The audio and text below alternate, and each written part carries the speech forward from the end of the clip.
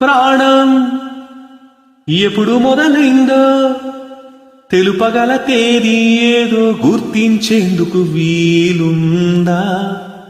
ప్రణయం ఎవరి హృదయంలో ఎప్పుడు ఉదయిస్తుందో గమనించే సమయం ఉంటుందా?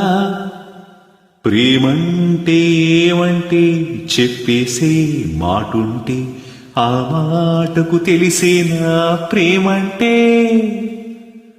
అది చరితలు సైతం చదవని వైనం, కవితలు సైతం పలకని భావం, సరిగమలెరుగని మధురిమ ప్రేమంటే.